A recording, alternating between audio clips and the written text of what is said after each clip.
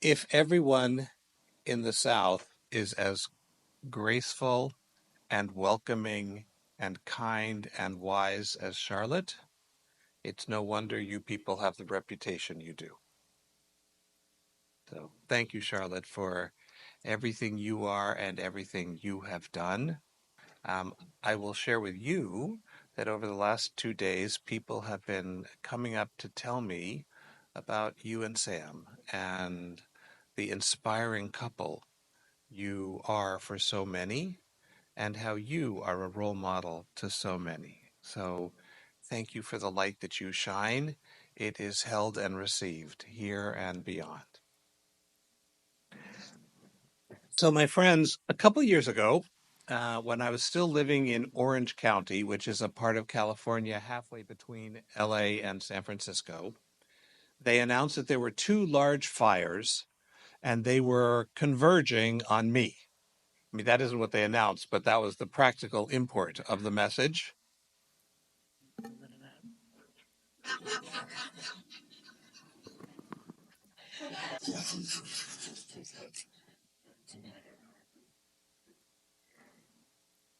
This job is so demeaning.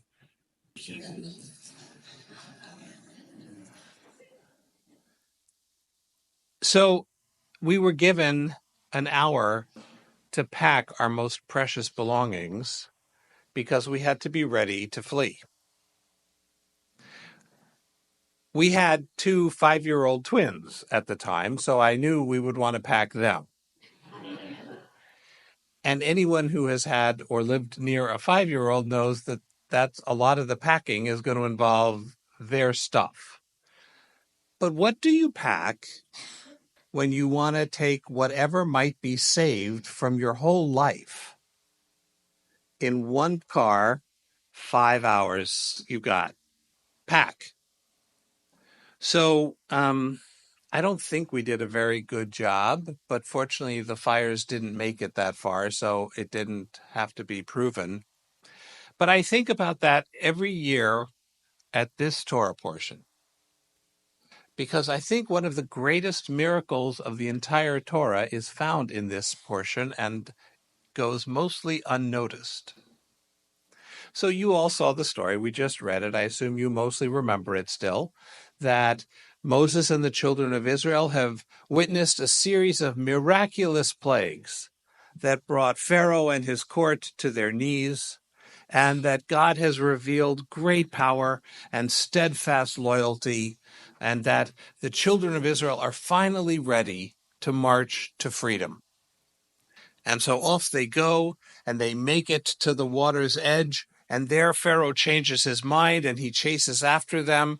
And in another great miracle, the sea splits, and the children of Israel march through on dry land with walls of water on either side.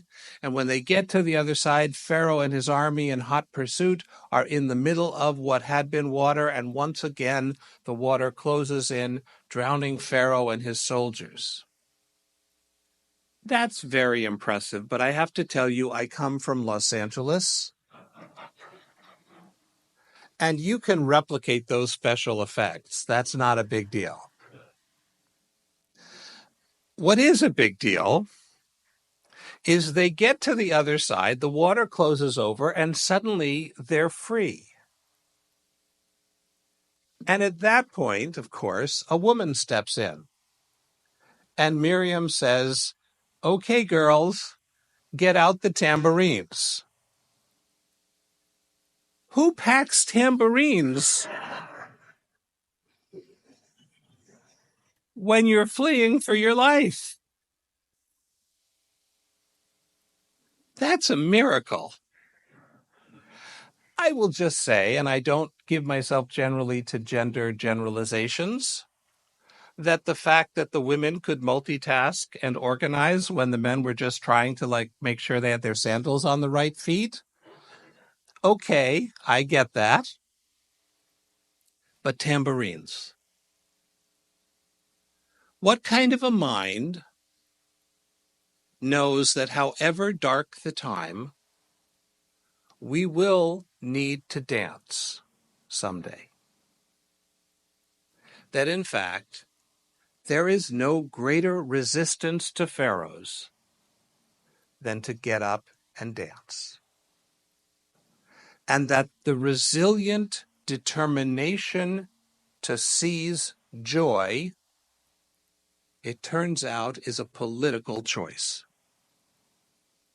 It is so easy, is it not, to be swept away by the horrors, the despair, the isolation, the brutality of these times.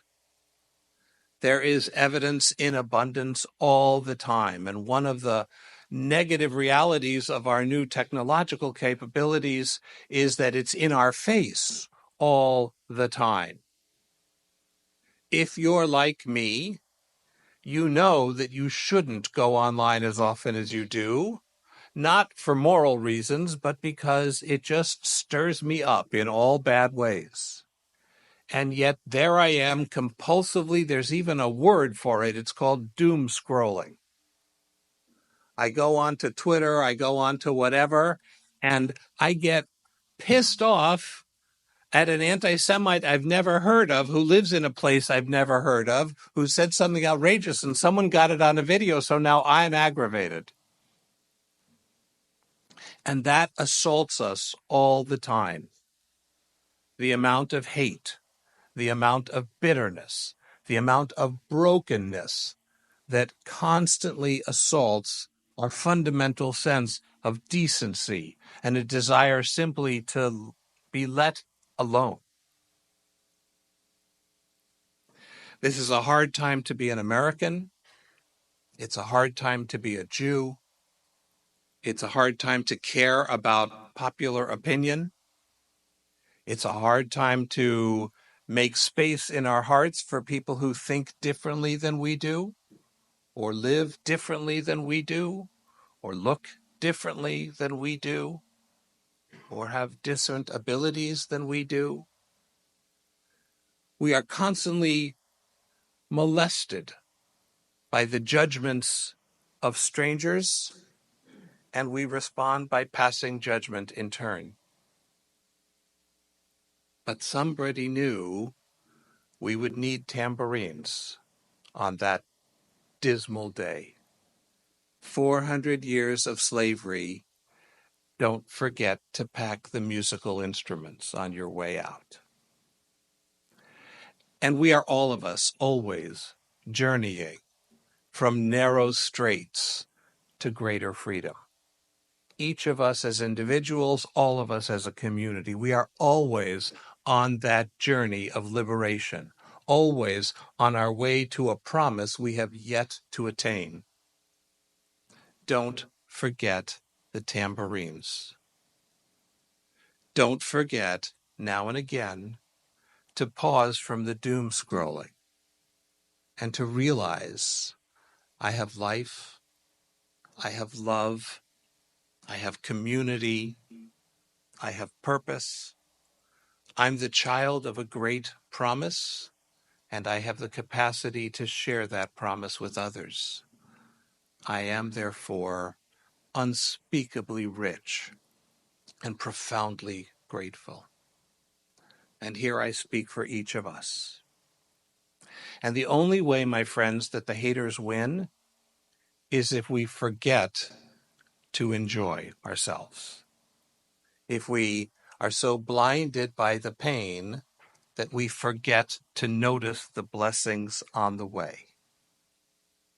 In my family, we have a sport. You may have it in yours too. It's called preemptive kvetching.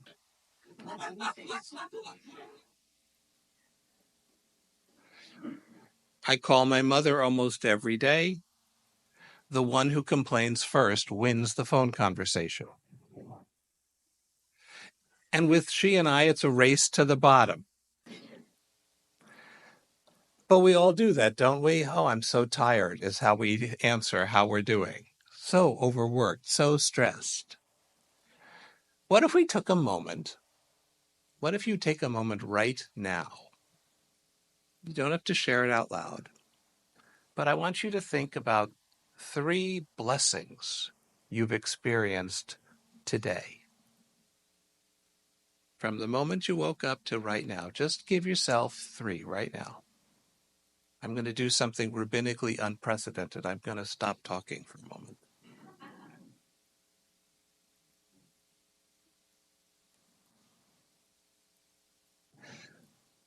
I think that Judaism boils down to moments of remembering the blessings. Yehudim is related to Todah, same root for thanks. We are not meant to be the world's greatest kvetchers. We are meant to be the world's greatest thank yous.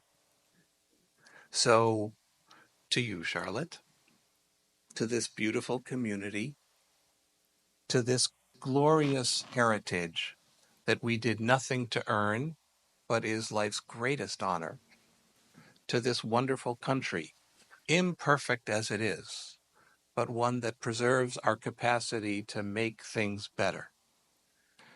To being privileged to be Jews who live at a time in which we are once again a free people in our own land, unspeakable blessing, unimaginable to our grandparents.